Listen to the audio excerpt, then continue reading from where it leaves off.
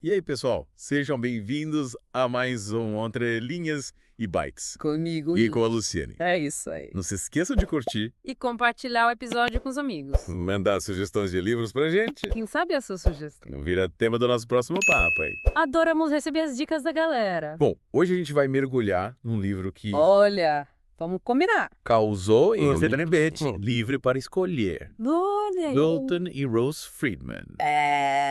Já aviso de antemão, Preparem-se. para ter suas convicções desafiadas. Pois é, o Milton Friedman dispensa apresentações, né? Um dos economistas mais influentes do século XX. Ganhou o Prêmio Nobel de Economia em 1976, Ele e a Rose. que também era economista. Escreveram Livre para Escolher lá em 1980, Mas a obra continua super relevante. principalmente no cenário atual. É. E o que me fascinou logo de cara foi como eles usam a mão invisível de Adam Smith, Aquele conceito sabe? clássico da economia. Para explicar coisas que a gente nem imagina. Você já parou para pensar como a linguagem evolui? Ou como a ciência avança. Eles argumentam que a mão invisível, Deus está por trás disso tudo. É mesmo. É incrível como eles conectam essa ideia. geralmente aplicada à economia. Áreas tão diversas. A gente costuma pensar na linguagem como algo planejado, com regras definidas por gramáticos e dicionários. Mas os Friedman mostram que, na verdade, A linguagem é um sistema que se desenvolve organicamente, através das interações e escolhas individuais, sem um controle central. é tipo como se as palavras fossem moedas de troca no mercado da comunicação, né? A gente compra as palavras que melhor expressam nossas ideias, E com o tempo. as palavras mais valiosas. Ou seja, as mais úteis e eficientes. Se popularizam. Exatamente. Como se houvesse uma seleção natural no mundo das palavras. Impulsionada pelas escolhas livres dos indivíduos. E o mais legal é que essa lógica se aplica a outras áreas. Como a ciência. É verdade. Eles mostram como a busca por reconhecimento, prestígio, Impulsiona a pesquisa científica. Os cientistas competem entre si para apresentar as melhores teorias. As descobertas mais inovadoras. E essa competição, por mais individualista que pareça, Acaba beneficiando a sociedade como um todo, é a mão invisível em ação. conduzindo o progresso científico através das ambições individuais, E essa ideia central de que a liberdade individual é o motor do desenvolvimento social e econômico. permeia todo o livro. E aí que a gente chega no ponto central do livro, né? O papel do governo. Os Friedman defendem que o governo tem suas funções. Mas elas devem ser limitadas. Eles listam 4 funções básicas. Proteger a liberdade individual. Garantir a propriedade privada Fazer cumprir os contratos. e combater os monopólios. E é interessante como eles argumentam que qualquer ação do governo, além dessas funções básicas, Pode acabar sendo prejudicial à liberdade e à economia.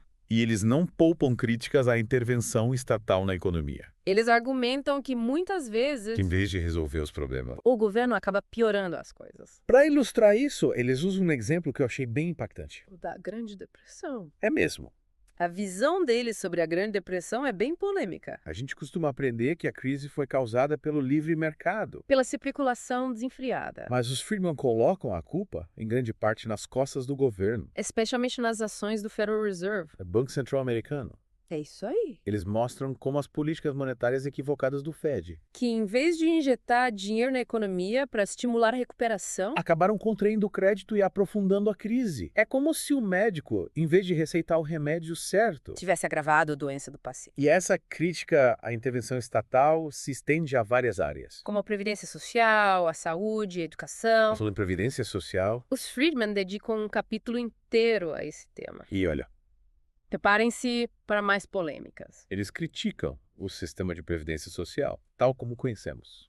Argumentando que ele é insustentável a longo prazo. E baseado em promessas irreais. É verdade. Eles mostram como o sistema atual gera uma série de distorções. Com os mais jovens subsidiando os mais velhos, E defendem um sistema de previdência privada. com maior liberdade de escolha para os indivíduos. E a gente podia passar horas aqui debatendo os argumentos deles sobre previdência social. Mas temos que seguir em frente, né? E olha, A próxima parada é ainda mais polêmica. a saúde. Eles são ferrenhos críticos da medicina socializada, né? Acreditam que um sistema de saúde baseado no livre mercado Com maior competição entre hospitais e planos de saúde. seria mais eficiente e geraria melhores resultados para a população. Eles argumentam que a medicina socializada leva à ineficiência, A longas filas de espera. a falta de inovação E a deterioração da qualidade do serviço. e para ilustrar a ineficiência dos programas governamentais. Eles usam um modelo bem interessante. As 4 categorias de gastos, E aí que a gente começa a entender por que na visão deles. muitos programas sociais simplesmente não funcionam. Explica pra gente essa história. Das 4 categorias de gastos. Claro, É, eles não. dividem os gastos em 4 categorias. Dependendo de quem gasta dinheiro e para quem A primeira a mais eficiente na visão deles. é quando você gasta seu próprio dinheiro com você mesmo. A segunda. É quando você gasta esse dinheiro com outra pessoa. A terceira. É quando você gasta o dinheiro de outra pessoa com você mesmo. E a quarta A mais problemática. é quando você gasta o dinheiro de outra pessoa com outra pessoa. E qual o problema dessa última categoria? Pense bem. Quando você gasta seu próprio dinheiro com você mesmo. Você se preocupa com o preço, com a qualidade, com o custo-benefício. Mas quando você gasta o dinheiro dos outros, Essa preocupação diminui, né? e quando você gasta o dinheiro dos outros com outras pessoas, Aí a eficiência vai para o espaço. é como se ninguém se importasse de verdade com o resultado final. Faz sentido. E os Friedman argumentam que muitos programas governamentais se encaixam nessa última categoria. O que explicaria a ineficiência e os resultados pífios. Faz sentido. E por falar em programas sociais, Você se lembra qual a alternativa? que eles propõem para os programas de assistência social. Ah, sim. O famoso imposto de renda negativo, né? Lembro que achei essa ideia super ousada quando li o livro pela primeira vez. É uma proposta bem radical, né? Em vez de ter um monte de programas de auxílio. Com critérios complexos e burocracia infernal. Eles defendem um sistema mais simples e direto. O imposto de renda negativo. Mas como funcionaria esse imposto de renda negativo na prática? Basicamente, o governo estabeleceria um nível mínimo de renda para todos os cidadãos. Quem ganha menos do que esse mínimo? Você receberia um complemento do governo. Como se fosse um crédito no imposto de renda. E quem ganha mais do que o mínimo, paga imposto de renda normalmente. Seria uma forma de garantir uma renda mínima para todos. Sem desincentivar o trabalho. Como acontece com alguns programas de auxílio. Exatamente. E essa proposta se encaixa perfeitamente na visão deles de um governo com funções limitadas. Focado em garantir a liberdade individual. E a igualdade de oportunidades. E não a igualdade de resultados. Falando em igualdade. Os Friedman dedicam um bom espaço no livro para criticar a busca pela igualdade de resultados. Argumentando que ela é utópica e perigosa. Eles argumentam que a tentativa de impor a igualdade de resultados, Veja, garantir que todos tenham a mesma renda, o mesmo patrimônio, o mesmo nível de vida, leva inevitavelmente ao autoritarismo e à supressão da liberdade individual. seria como tentar controlar todas as variáveis da vida. Como se as pessoas fossem peças de um jogo de tabuleiro. E não indivíduos com vontades e talentos próprios. Isso aí. Eles defendem a igualdade de oportunidades. Ou seja, Garantir que todos tenham as mesmas chances de prosperar, de desenvolver seus talentos. de alcançar seus objetivos. Mas o resultado final O sucesso ou o fracasso. dependeria do esforço e das escolhas de cada um. É uma visão bem individualista, né? Mas faz a gente pensar sobre os limites da ação do Estado. E sobre o papel da responsabilidade individual na construção de uma sociedade justa. Com certeza. E essa discussão sobre liberdade individual versus bem comum se estende a várias áreas. Como a educação, a regulamentação da economia, o papel dos sindicatos. Aliás, falando em educação, Os Friedman têm ideias bem polêmicas sobre esse tema, né? verdade. Eles são grandes defensores da liberdade de escolha na educação Eles criticam o sistema de ensino público e consideram ineficiente e burocrático, e defendem um sistema de vouchers, que permitiria aos pais escolherem a escola de seus filhos. pública ou privada, Seria uma forma de introduzir mais competição no sistema educacional. forçando as escolas a se tornarem mais eficientes e inovadoras para atrair os alunos. E falando em competição, Os Friedman também criticam o excesso de regulamentação na economia, eles argumentam que as agências reguladoras criadas com a intenção de proteger os consumidores e o bem-estar da sociedade. muitas vezes acabam criando mais problemas do que soluções. Eles citam como exemplo a FDA, A agência americana que regulamenta alimentos e medicamentos, argumentando que ela atrasa a aprovação de novos medicamentos e tecnologias. prejudicando os pacientes, Eles defendem uma abordagem mais liberal. com menos burocracia e mais liberdade para a inovação e o empreendedorismo. E essa crítica à intervenção estatal se estende aos sindicatos. Você lembra? Sim, eles reconhecem a importância dos sindicatos na defesa dos direitos dos trabalhadores. Mas criticam o uso do poder político para restringir a competição e impor salários artificialmente altos. prejudicando outros trabalhadores e a economia como um todo, Eles argumentam que os sindicatos devem se concentrar na negociação coletiva com os empregadores, buscando melhores condições de trabalho e salários justos. sem recorrer à coerção ou à interferência do governo. E a gente não pode esquecer da crítica ferrenha que eles fazem à inflação, né? Eles defendem que a inflação é causada Principalmente, por políticas monetárias expansionistas, ou seja, pela emissão excessiva de moeda pelo governo. E essa crítica à inflação se conecta com a defesa deles, de um governo com poderes limitados. Já que, para eles, a inflação é uma forma de o governo financiar seus gastos de forma irresponsável, corroendo o poder de compra da moeda. e prejudicando principalmente os mais pobres. e para finalizar, Os Friedman propõem algo bem radical, uma nova declaração de direitos com emendas constitucionais que limitariam o poder do governo. e protegeriam a liberdade individual. É mesmo.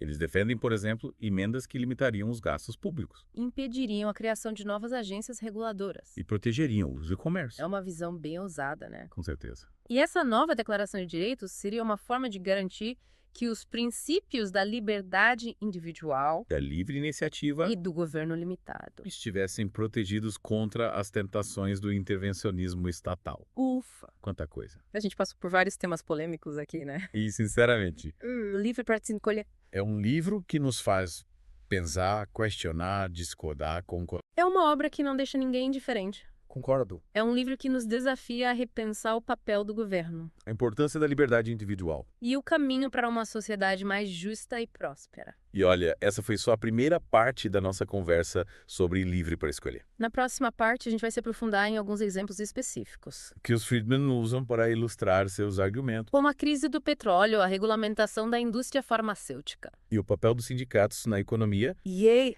O que vocês acharam dessa primeira parte? Deixem seus comentários, Contra. compartilhem, E claro, continuem ligados no Entre Linhas e Bytes.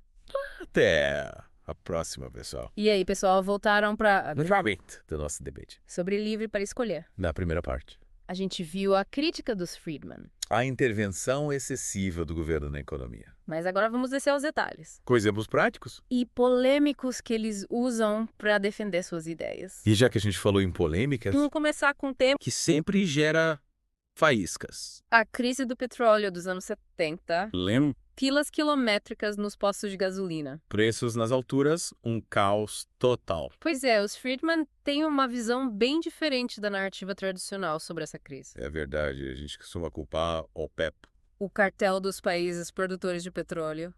pela crise, Mas os Friedman argumentam que a culpa em grande parte, foi do governo americano com suas políticas de controle de preços. e regulamentação excessiva do mercado de petróleo. Mas como o governo americano contribuiu para a crise? Explica pra gente. Bom, na época, O governo americano controlava os preços do petróleo. mantendo-os artificialmente baixos. Isso até parecia uma boa ideia, né? Afinal, Quem não quer gasolina barata? mas essa política teve consequências negativas a longo prazo, Tipóis. ao manter o preço do petróleo baixo. O governo acabou desestimulando a produção interna de petróleo nos Estados Unidos, As empresas americanas não tinham incentivo para investir na exploração de novas jazidas. já que o preço controlado não cobriu os custos de produção.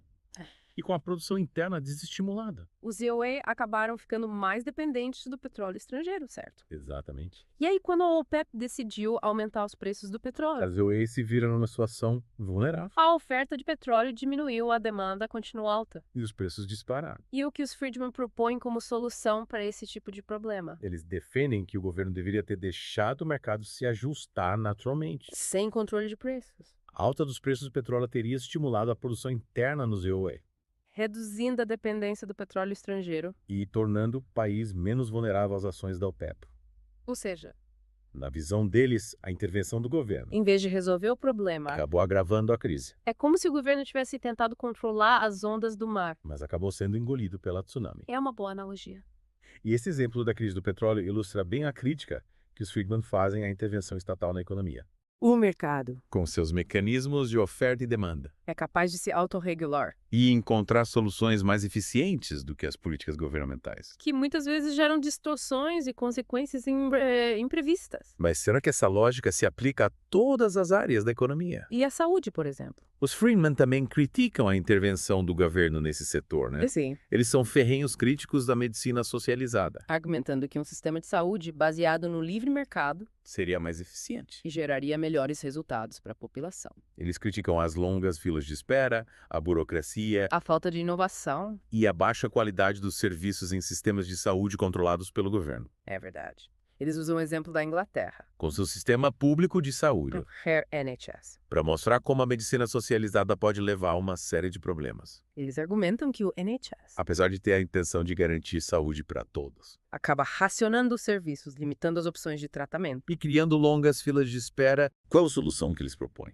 Eles defendem um sistema de saúde baseado em seguros privados Com maior liberdade de escolha para os pacientes. e maior competição entre hospitais e planos de saúde. Ou seja, Na visão deles, a competição no mercado de saúde, levaria à melhoria da qualidade dos serviços na redução dos custos. e a maior inovação na área médica. Exatamente. E eles argumentam que a livre escolha dos pacientes. Seria fundamental para garantir a eficiência do sistema. Afinal, quem melhor para escolher um médico, o hospital, o tratamento mais adequado Do que o próprio paciente. é um podia-se interessante. Mas gera muita controvérsia, né? A saúde é um direito fundamental. E nem todos têm condições de pagar por planos de saúde privados. É verdade.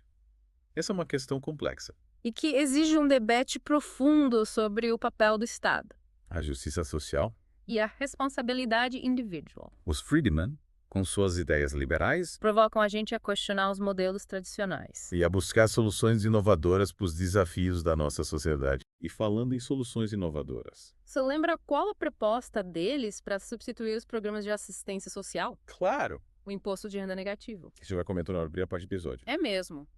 Vale a pena relembrar essa ideia aqui. Porque ela é bem central na visão deles de um governo com funções limitadas. Com certeza. Eles argumentam que o imposto de renda negativo Seria uma forma mais eficiente e justa de combater a pobreza. do que os programas de assistência social tradicionais. Mas como funcionaria esse imposto de renda negativo na prática? Imagina que a gente tem um ouvinte aqui. Que nunca ouviu falar dessa ideia. Bom, basicamente, o governo definiria um nível mínimo de renda para todos os cidadãos. Quem ganha abaixo desse mínimo? Receberia um complemento do governo. Como se fosse um crédito do imposto de renda. E quem ganha acima do mínimo? Paga imposto de renda normalmente. Seria como se o governo garantisse uma renda mínima para todos. Sem criar os problemas de desincentivo ao trabalho que a gente vê em alguns programas de assistência social. E essa proposta se encaixa perfeitamente na visão deles de um governo com funções limitadas. Focado em garantir a liberdade individual e a igualdade de oportunidades. Não igualdade de resultados. E por falar em igualdade? Os Friedman dedicam um bom espaço no livro para criticar a busca pela igualdade de resultados. Argumentando que ela é utópica e perigosa. Eles argumentam que a tentativa de impor a igualdade de resultados, Ou seja, garantir que todos têm a mesma renda, o mesmo patrimônio, o mesmo nível de vida, leva inevitavelmente ao autoritarismo e à supressão da liberdade individual. seria como tentar controlar todas as variáveis da vida, Como se as pessoas fossem peças de um jogo de tabuleiro. e não indivíduos com vontade e talentos próprios. É isso aí. Eles defendem a igualdade de oportunidades, Ou seja, garantir que todos têm as mesmas chances de prosperar, desenvolver seus talentos. de alcançar seus objetivos. Mas o resultado final O sucesso ou o fracasso dependeria do esforço e das escolhas de cada um. é uma visão bem individualista, né? Mas faz a gente pensar sobre os limites da ação do Estado. E sobre o papel da responsabilidade individual na construção de uma sociedade justa? Com certeza. E essa discussão sobre liberdade individual versus bem comum se estende a várias áreas. Como a educação, a regulamentação da economia, o papel dos sindicatos. Aliás, falando em educação. Os Friedman têm ideias bem polêmicas sobre esse tema, né? Verdade. Eles são grandes defensores da liberdade de escolha na educação, Eles criticam o sistema de ensino público o que consideram ineficiente e burocrático, e defendem um sistema de vouchers, que permitiria aos pais escolherem a escola de seus filhos. pública ou privada, Seria uma forma de introduzir mais competição no sistema educacional. forçando as escolas a se tornarem mais eficientes e inovadoras para atrair os alunos. E falando em competição, Os Friedman também criticam o excesso de regulamentação na economia, eles argumentam que as agências reguladoras criadas com a intenção de proteger os consumidores e o bem-estar da sociedade. muitas vezes acabam criando mais problemas do que soluções. Eles citam como exemplo a FDA, Agência americana que regulamenta alimentos e medicamentos, argumentando que ela atrasa a aprovação de novos medicamentos e tecnologias. prejudicando os pacientes, Eles defendem uma abordagem mais liberal. com menos burocracia e mais liberdade para a inovação e o empreendedorismo. E essa crítica à intervenção estatal se estende aos sindicatos. Você lembra? Sim, eles reconhecem a importância dos sindicatos na defesa dos direitos dos trabalhadores. Mas criticam o uso do poder político para restringir a competição e impor salários artificialmente altos. prejudicando outros trabalhadores e a economia como um todo, Eles argumentam que os sindicatos devem se concentrar na negociação coletiva com os empregadores, buscando melhores condições de trabalho e salários justos. sem recorrer à coerção ou à interferência do governo. É como se eles dissessem: Sindicatos foquem em defender os direitos dos trabalhadores. mas não tentem controlar o mercado de trabalho. Faz sentido. E a gente não pode esquecer da crítica ferrenha que eles fazem à inflação, né? Eles defendem que a inflação é causada Principalmente, por políticas monetárias expansionistas, ou seja, pela emissão excessiva de moeda pelo governo. e essa crítica à inflação se conecta com a defesa deles de um governo com poderes limitados. Já que, para eles, A inflação é uma forma de o governo financiar seus gastos de forma irresponsável corroendo o poder de compra da moeda, e prejudicando principalmente os mais pobres, é como se o governo estivesse imprimindo dinheiro sem lastro, criando uma ilusão de riqueza. que no final das contas se transforma em pobreza para a maioria da população. Exatamente. E para finalizar essa segunda parte. A gente precisa falar da proposta ousada dos Friedman para uma nova declaração de direitos. Ah, sim. Essa é uma das partes mais instigantes do livro, Eles propõem emendas constitucionais de limitarem o poder do governo, e protegeriam a liberdade individual. E essas emendas seriam bem abrangentes, incluindo limites para os gastos públicos, restrições à criação de novas agências reguladoras, proteção ao livre comércio. garantia da liberdade de escolha na educação. E limitariam o poder dos sindicatos. É como se eles quisessem criar uma blindagem constitucional. Contra a expansão do Estado e a erosão da liberdade individual. Com certeza. E essa nova declaração de direitos. Seria a concretização da visão deles de uma sociedade baseada na liberdade individual. Na livre iniciativa. E no governo limitado? Ufa. Que viagem! A gente explorou vários exemplos polêmicos aqui, Desde a crise do petróleo até a regulamentação da indústria farmacêutica. passando pelos sindicatos e pela inflação. E que o que a gente viu Recursos e ideias liberais. nos desafiam a questionar os modelos tradicionais. A buscar soluções inovadoras. E a pensar fora da caixa. Mas e aí? O que vocês acharam dessa segunda parte? Concordam com os argumentos dos Friedman? Deixem seus comentários. Conta. Compartilhem. Continuem ligados no Entre Linhas e Bytes. Na próxima parte, a gente vai se aprofundar em alguns temas que ficaram pendentes e discutir o legado dos Friedman para o debate econômico e político atual. Até lá. E aí, pessoal, de volta para o último round da nossa imersão em Livre para Escolher. Nas partes anteriores, a gente explorou a crítica dos Friedman do intervencionismo estatal, mergulhou em exemplos polêmicos como a crise do petróleo e a regulamentação da indústria farmacêutica e debateu temas espinhosos como o papel dos sindicatos e a inflação. Mas agora, no grande finale, a gente vai tentar amarrar as pontas soltas e discutir o legado dos Friedman para o debate econômico e político atual. E olha, a gente já adianta que o debate está longe de terminar livre para escolher, continua provocando discussões acaloradas, dividindo opiniões e desafiando convicções. Mas uma coisa é certa. A obra dos Friedman deixou uma marca profunda no pensamento econômico e influenciou gerações de economistas, políticos e formadores de opinião. Com certeza. E uma das questões que a gente precisa abordar aqui é a crítica que muitos fazem ao liberalismo econômico, argumentando que o livre mercado por si só não garante a justiça social e pode levar à concentração de renda e ao aumento da desigualdade. Como os Friedman respondem a essa crítica? Eles argumentam que a igualdade de oportunidades não significa garantir a todos o mesmo ponto de partida, mas sim a liberdade para competir e prosperar de acordo com seu talento e esforço. Eles reconhecem que a desigualdade é inevitável em uma sociedade livre, mas defendem que o livre mercado, com a geração de riqueza e a mobilidade social, oferece as melhores condições para a redução da pobreza e ascensão social. Mas e os casos de falha de mercado, como monopólios naturais e assimetria de informação que exigem a intervenção do Estado para proteger os consumidores e o bem-estar coletivo? Os Friedman simplesmente ignoram esses problemas. De forma alguma. Eles reconhecem a existência de falhas de mercado, mas argumentam que a intervenção estatal deve ser limitada e cuidadosamente planejada para evitar efeitos colaterais negativos e a criação de novos problemas.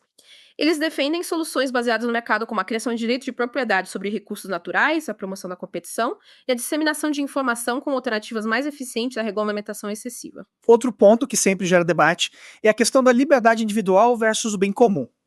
Em certos casos, a liberdade individual pode entrar em conflito com o interesse coletivo, como em questões de saúde pública, segurança nacional e direitos de minorias. Como equilibrar esses valores na visão dos Friedman? Eles defendem que a liberdade individual é a base para uma sociedade livre e próspera, mas reconhecem que, em alguns casos, a liberdade individual deve ser limitada para proteger outros valores e direitos fundamentais. Eles defendem um debate público aberto e transparente para definir os limites da liberdade individual e encontrar soluções que equilibrem os diversos interesses em jogo. E a gente não pode esquecer da nova Declaração de Direitos, que eles propõem com emendas constitucionais para limitar o poder do governo e proteger a liberdade individual. Quais seriam as principais emendas e qual o objetivo dessa proposta? Eles defendem emendas que limitariam os gastos públicos, impediriam a criação de novas agências reguladoras, protegeriam o livre comércio, garantiriam a liberdade de escolha na educação e limitariam o poder dos sindicatos. O objetivo principal é criar uma estrutura legal e institucional que proteja a liberdade individual da expansão do Estado e da tirania da maioria. É como se eles quisessem criar um escudo protetor para a liberdade individual, garantindo que o governo não ultrapasse seus limites e que os indivíduos tenham um máximo de autonomia para fazer suas próprias escolhas sem interferência excessiva do Estado. Exatamente. Essa visão de um governo limitado com poderes claramente definidos e restritos é um dos pilares do pensamento liberal que os Friedman defendem com tanta paixão em Livre para Escolher. E aí, o que vocês acharam dessa nossa viagem pelo universo de Livre para Escolher? Concordam com os argumentos dos Friedman? Discordam? Comentem. Compartilhem suas reflexões e continuem acompanhando Entre Linhas e Bytes para mais debates sobre os grandes temas da atualidade. E não se esqueçam, a gente adora receber sugestões de livros para os próximos episódios. Até a próxima. Valeu, pessoal.